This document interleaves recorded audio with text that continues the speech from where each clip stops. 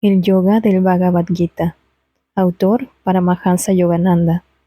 Narrador Glenda. Capítulo 2. La batalla espiritual que se libra en la vida cotidiana. De Dios provenimos y nuestro destino final es retornar a Él. El fin y el medio para alcanzar esa meta es el yoga, la ciencia eterna de la unión con Dios. El capítulo inicial del Bhagavad Gita sirve de introducción al sagrado discurso que le sigue. Su propósito, sin embargo, no es simplemente situarnos en la escena y proveer un telón de fondo que haya de leerse a la ligera, como un texto insustancial. Cuando se lee con la alegoría que su autor, el gran sabio Vyasa, pretendió exponer, este capítulo presenta los principios básicos de la ciencia del yoga y describe las primeras contiendas espirituales del yogi, que se dispone a recorrer el sendero hacia Kaivalya, la liberación, la unidad con Dios, la meta del yoga. Comprender las verdades que se hallan implícitas en el primer capítulo significa emprender el viaje del yoga, con un itinerario claramente delineado. Cómo emplear el poder de la introspección para triunfar en la vida. Dhritarashtra dijo: en la sagrada llanura de Kurukshetra, donde con ansias de lucha se han congregado mi descendencia y los hijos de Pandu, dime, oh Sanjaya, ¿qué hicieron? El rey ciego Dhritarashtra, la mente ciega, preguntó al veraz Sanjaya, la introspección imparcial. Cuando mi descendencia, los Kurus, las irreflexivas tendencias negativas de la mente y de los sentidos, y los hijos del virtuoso Pandu, las tendencias puras del discernimiento, se congregaron en el Dharmakshetra, sagrada llanura, de Kurukshetra, el terreno corporal de la actividad, con ansias de luchar por conseguir la supremacía. ¿Cuál fue el resultado? En sentido literal, Sanjaya significa completamente victorioso, aquel que se ha conquistado a sí mismo. Solo quien no está centrado en su ego tiene la capacidad de ver con claridad y de modo imparcial. Por eso, en el Gita, Sanjaya personifica la visión divina que mora en nuestro interior para el devoto aspirante. Sanjaya representa el poder del autoanálisis intuitivo e imparcial, la introspección discernidora. Es la capacidad de tomar distancia de uno mismo, observarse sin prejuicios y juzgar con exactitud. Los pensamientos pueden estar presentes sin que nos percatemos conscientemente de ello. La introspección es aquel poder intuitivo mediante el cual la conciencia es capaz de observar los pensamientos. No razona, más bien siente, no con la parcialidad de la emoción, sino con la claridad y la calma de la intuición. En el Mahabharata, del cual forma parte el Bhagavad Gita, el gran rishi, sabio, Vyasa, preludia el texto del Gita otorgándole a Sanjaya el poder espiritual de ver a distancia lo que está ocurriendo en la totalidad del campo de batalla, a fin de que pueda relatárselo al rey ciego Dhritarashtra, a medida que los acontecimientos se desarrollan. Por ello, uno podría esperar que la pregunta que el rey formula en la primera estrofa se encontrara en tiempo presente. El autor, Vyasa, hace de manera intencional que Sanjaya narre el diálogo del Gita en forma retrospectiva y emplee el verbo en tiempo pasado. ¿Qué hicieron?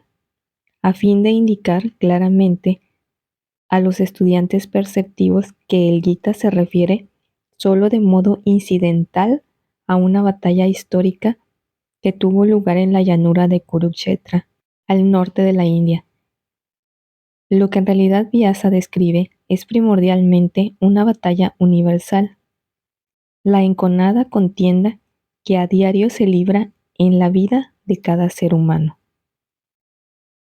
La pregunta que con gran interés formula el rey ciego Dhritarashtra para solicitar del imparcial Sanjaya un informe objetivo acerca del resultado de la batalla entre los Kurus y los Pandavas, los hijos de Pandu, en Kurukshetra, es, metafóricamente hablando, la pregunta que debe formularse el aspirante espiritual cuando examina día tras día los sucesos de su justa batalla en la que espera alcanzar la victoria de la realización del ser, de la unidad con Dios.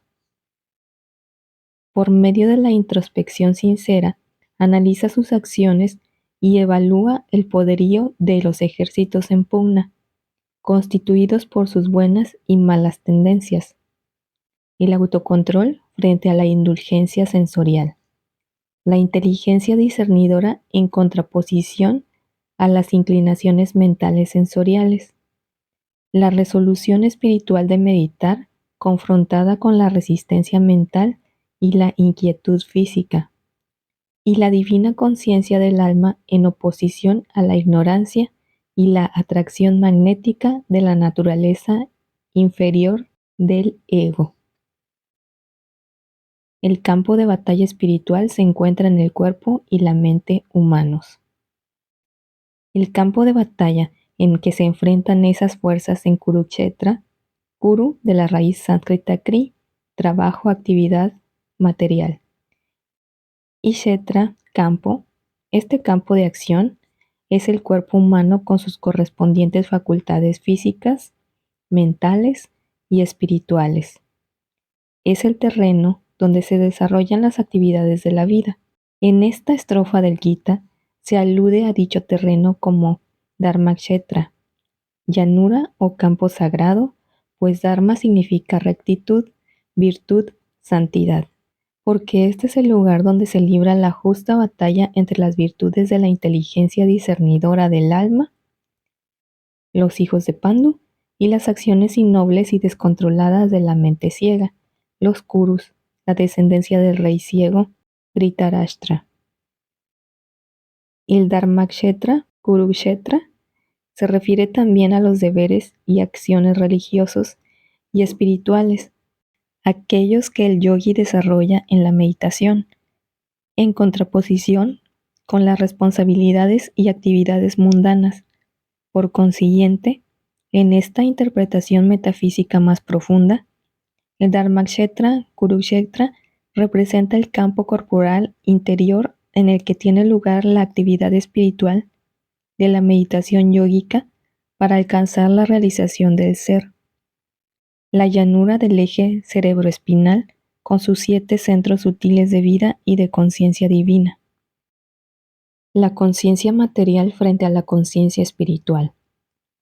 Existen 2 fuerzas o polos magnéticos opuestos que rivalizan en este campo: la inteligencia discernidora, buddhi, y la mente ligada a la conciencia sensorial, manas. Buddhi, el intelecto discernidor puro, está representado alegóricamente por Pandu, esposo de Kunti, madre de Arjuna y de los demás príncipes Pandavas, que defienden los rectos principios de Nivritti, la renuncia a la mundanalidad. El nombre de Pandu deriva de Pand, blanco, una referencia metafórica a la claridad del intelecto discernidor puro. Manas se encuentra representado alegóricamente por el rey ciego Dhritarashtra, padre de los 100 Kurus o impresiones y tendencias sensoriales, la totalidad de las cuales se inclina hacia Pavriti, el goce mundano. La capacidad que posee Buddhi para discernir correctamente la obtiene de la supraconsciencia del alma, que se manifiesta en los asientos causales de la conciencia situados en los centros espirituales del cerebro y de la espina dorsal. Manas, la mente sensorial, el polo magnético sutil orientado hacia el exterior, en dirección al mundo de la materia. Se encuentra ubicada en el puente Barolio, el cual, desde el punto de vista fisiológico, se halla en todo momento ocupado en la coordinación de los sentidos. De este modo, la inteligencia inherente a Buddhi atrae la conciencia hacia la verdad o las realidades eternas, la conciencia del alma o la realización del ser. Manas, la mente sensorial, aleja de la verdad a la conciencia y la mantiene ocupada en las actividades sensoriales externas del cuerpo y, por consiguiente, inmersa en el mundo de las relatividades ilusorias o maya. El nombre de Dhritarashtra deriva de Dritra, sostenido, apoyado firmemente, sujeto por las riendas, y Rashtra, reino, derivado de Rash, gobernar. Por inferencia tenemos el significado simbólico Dhritam Rashtra, llena, aquel que sostiene el reino de los sentidos o aquel que gobierna sosteniendo con firmeza las riendas de los sentidos. La mente, manas o conciencia sensorial, coordina los sentidos del mismo modo en que las riendas mantienen unidos a los diferentes corceles de un carruaje. El cuerpo es el carruaje, el alma es el amo del carruaje. La inteligencia es el conductor y los sentidos son los corceles.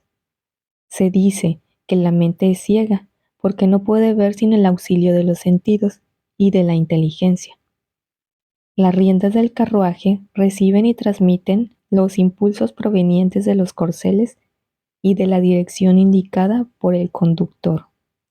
De manera similar, la mente ciega por sí sola no reconoce ni ejerce dirección alguna, sino que simplemente recoge las impresiones de los sentidos y transmite las conclusiones e instrucciones provenientes de la inteligencia. Si la inteligencia está gobernada por Buddhi, el poder del discernimiento puro, los sentidos se encuentran bajo control. Si, por el contrario, la inteligencia está gobernada por los deseos materiales, los sentidos se comportan de manera turbulenta y descontrolada, y caen en costumbres perniciosas y hábitos destructivos. El devoto que avanza en pos de la realización del ser debe contar con un cuerpo saludable, sentidos educados mediante el autocontrol que se comportan de manera correcta, unas riendas mentales fuertes para sujetarlos y una aguda inteligencia discernidora para guiarlos. El carruaje corporal puede entonces avanzar hacia su meta a través del recto y angosto sendero de la acción correcta. El hombre mundano que posee un cuerpo vulnerable, escaso discernimiento y facultades mentales débiles, y que permite que sus vigorosos impulsos vaguen descontrolados a su propio arbitrio por los ásperos caminos de la vida, con toda certeza deberá enfrentar un desastroso destino marcado por una salud quebrantada y fracasos materiales. El devoto es consciente de que el objetivo más importante de la vida es alcanzar la meta de la realización del ser, conocer, a través de la meditación, su verdadera naturaleza como alma y su unidad con el Espíritu eternamente bienaventurado, a fin de no verse asediado por las caídas en las zanjas del sufrimiento físico, mental y espiritual. Aprende también a desarrollar la inteligencia discernidora, facultades de percepción claras y armoniosas, sentidos provistos de autocontrol y un cuerpo dotado de salud y vitalidad para que todos ellos estén al servicio del alma. Es preciso tomar partido en la lucha entre el bien y el mal. Desde el momento de la concepción hasta que exhala el último aliento, el ser humano debe librar en cada encarnación incontables batallas, biológicas, hereditarias, bacteriológicas, fisiológicas, climáticas, sociales, éticas, políticas, sociológicas, psicológicas y metafísicas. es decir, toda clase de conflictos internos y externos. En cada enfrentamiento se encuentran las fuerzas del bien y del mal compitiendo para lograr el triunfo. Lo que el Gita se propone es que el ser humano alinee los esfuerzos del lado de Dharma, la rectitud. La meta final es la realización del ser, percibir que el verdadero ser del hombre, el alma, por haber sido creada a imagen de Dios, es una con la siempre existente, siempre consciente y eternamente renovada bienaventuranza del Espíritu. La primera contienda en la que toma parte el alma cada vez que se encarna es aquella que la enfrenta a otras almas que también desean reencarnar. Durante la unión del espermatozoide y el óvulo que da comienzo a la formación de un nuevo cuerpo humano, se produce un destello de luz en el mundo astral, el hogar celestial en el que habitan las almas entre una y otra encarnación. Esa luz transmite un patrón que atrae a un alma según su karma, las influencias creadas por uno mismo como resultado de las acciones de vidas pasadas. En cada encarnación, el karma se expresa en parte a través de las tendencias hereditarias. El alma del futuro bebé es atraída hacia una familia en la cual la herencia concuerda con el pasado karma de éste. Muchas almas pugnan por entrar en esa nueva célula viviente, pero solo una lo logra. En el caso de la concepción múltiple, se halla presente más de una célula primordial. Cuando se encuentra en el vientre de la madre, el bebé nonato lucha contra las enfermedades, la oscuridad y los periódicos sentimientos de limitación y frustración que le invaden a medida que la conciencia de su alma recuerda y luego gradualmente olvida la mayor libertad de expresión que disfruta durante la permanencia en el mundo astral. El alma encerrada dentro del embrión debe, además, luchar con el karma, el cual influye, para bien o para mal, sobre la formación del cuerpo en el que ahora reside. A esto se le debe sumar el conflicto con las influencias vibratorias que le llegan desde fuera, el entorno y las acciones de la madre, las sensaciones y sonidos procedentes del exterior, las vibraciones de amor y de odio, de calma y de ira. A partir del nacimiento, el instinto del bebé por lograr el bienestar y la supervivencia lucha contra la relativa impotencia de su inmaduro instrumento corporal. El niño inicia su primera batalla consciente cuando debe optar entre el deseo de jugar sin un propósito fijo y el deseo de aprender, estudiar y seguir algún tipo de educación sistemática. De manera gradual, se le presentan batallas de índole más seria que le vienen impuestas desde el interior por los instintos kármicos o desde fuera por las malas compañías y el entorno. El joven se ve repentinamente enfrentado a una multitud de problemas para los cuales, a menudo, no está preparado. Las tentaciones del sexo, de la gula y la falsedad, de obtener dinero por medios fáciles pero cuestionables, las presiones de las compañías que frecuenta y las influencias sociales. Por lo general, descubre que no cuenta con la espada de la sabiduría para que le ayude a hacer frente a los ejércitos invasores de las experiencias mundanas. El adulto que vive sin cultivar ni utilizar los poderes innatos de la sabiduría y del discernimiento espiritual descubre inexorablemente que el reino de su cuerpo y de su mente se halla asolado por los elementos insurgentes de los erróneos deseos causantes de sufrimiento, los hábitos destructivos, el fracaso, la ignorancia, la enfermedad y la infelicidad. Hay pocas personas que sean siquiera conscientes de que en su reino existe un permanente estado de conflicto. Por lo general, solo cuando la devastación es casi completa, los seres humanos se dan cuenta, desvalidos del triste y ruinoso estado en que se encuentran sus vidas. Es preciso iniciar cada día una nueva batalla psicológica en pos de la salud, la prosperidad, el autocontrol y la sabiduría a fin de que el hombre avance hacia la victoria y recupere, de ese modo, cada centímetro del territorio perteneciente al alma que ha sido ocupado por las fuerzas rebeldes de la ignorancia. El yogi, el hombre cuya conciencia está despertando, no solo ha de hacer frente a las mismas batallas externas que libran todos los seres humanos, sino que además debe afrontar el choque interno entre las fuerzas negativas de la inquietud, que nacen de manas, la conciencia sensorial y el poder positivo de sus deseos y esfuerzos por meditar, que recibe el apoyo de Buddhi, la inteligencia discernidora. Cuando trata de establecerse nuevamente en el reino espiritual interior del alma, en los sutiles centros de la vida y conciencia divina situados en la espina dorsal y el cerebro.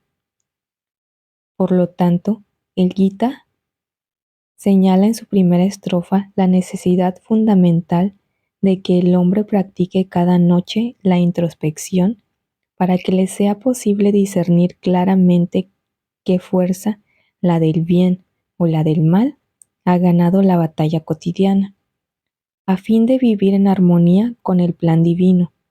El ser humano debe formularse cada noche esta pregunta que siempre resulta pertinente.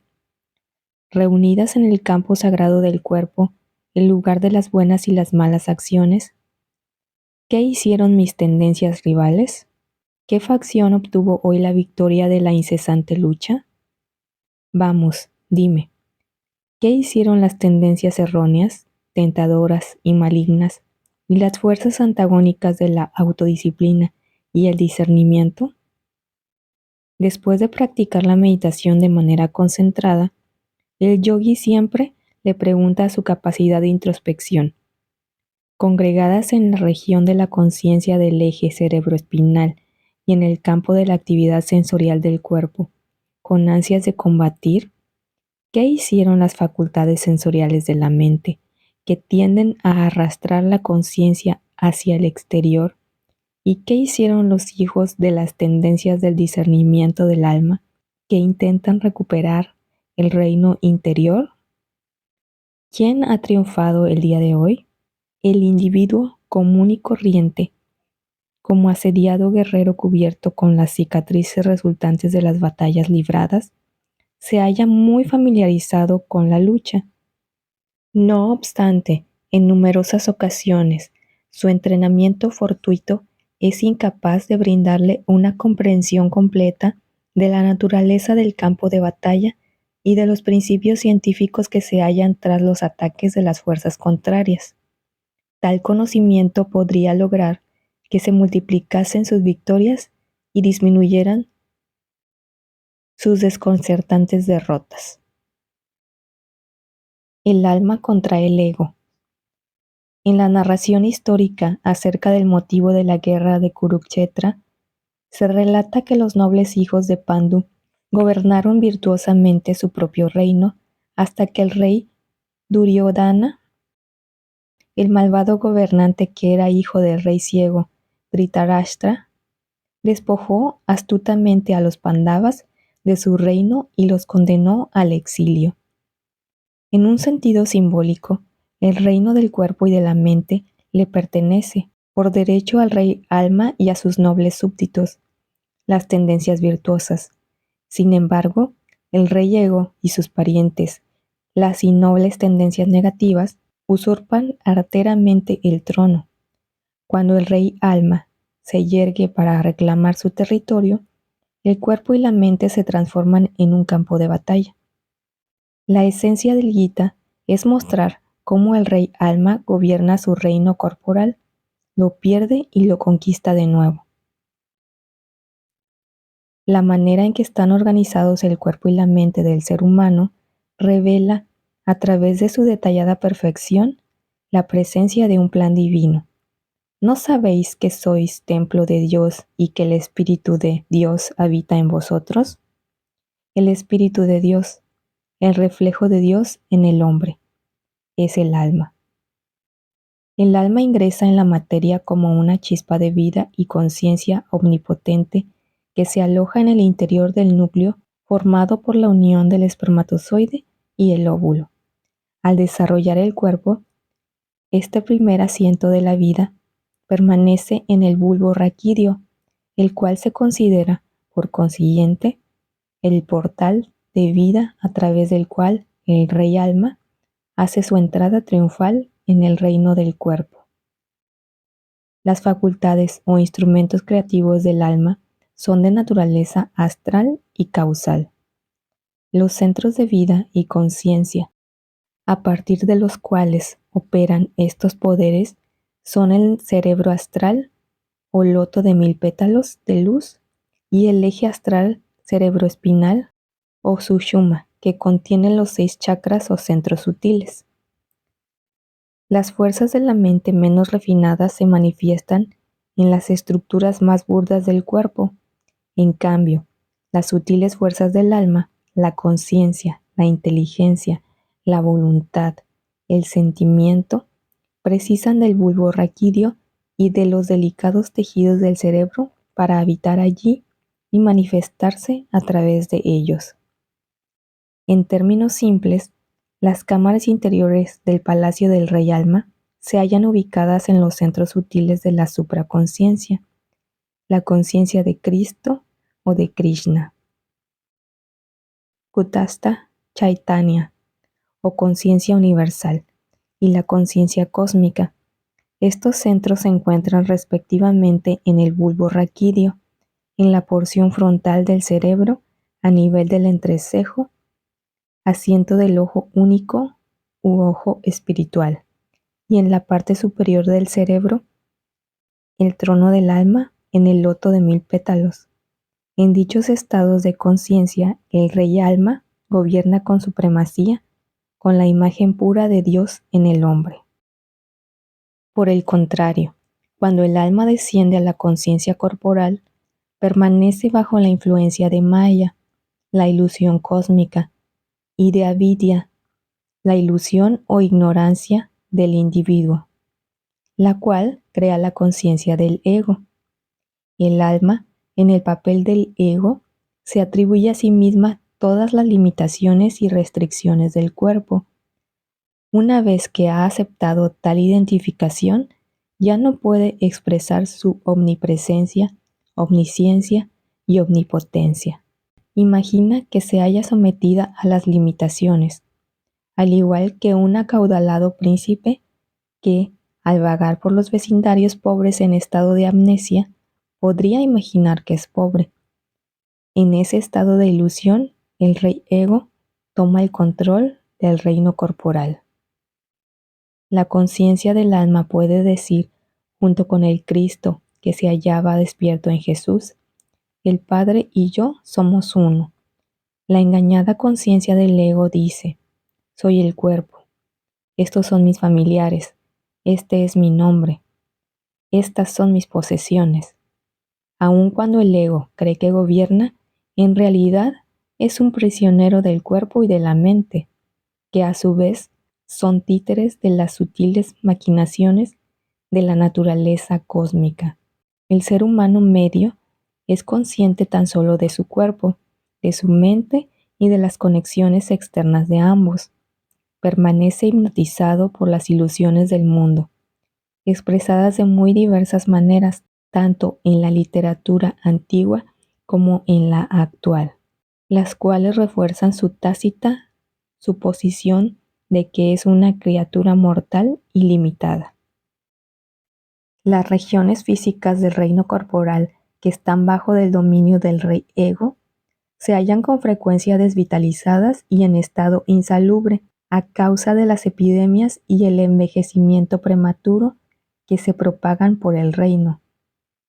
La ciudadanía de pensamientos, voluntad y sentimientos permanece sumida en la negatividad, las limitaciones, el hastío y la desdicha. Los inteligentes trabajadores de las células y de las unidades atómicas y subatómicas de vida se tornan desorganizados, ineficientes y endebles.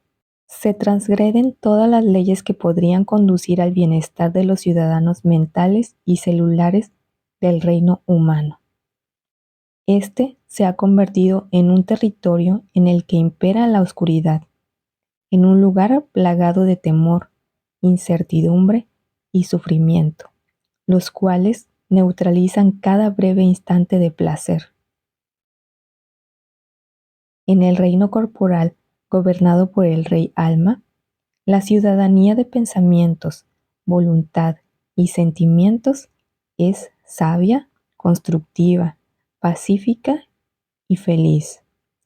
La multitud de trabajadores conscientes e inteligentes, constituida por células, moléculas, átomos, electrones y unidades de chispas vitales creativas, Vitatrones soprana, está llena de vitalidad, es armoniosa y eficiente.